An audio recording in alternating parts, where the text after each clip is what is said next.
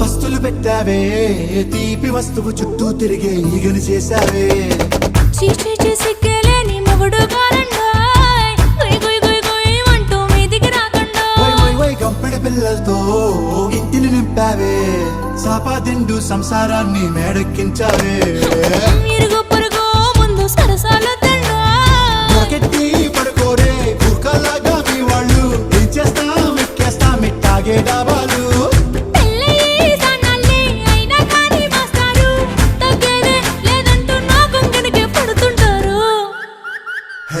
గోదారి గట్టు మీద రామసలకావే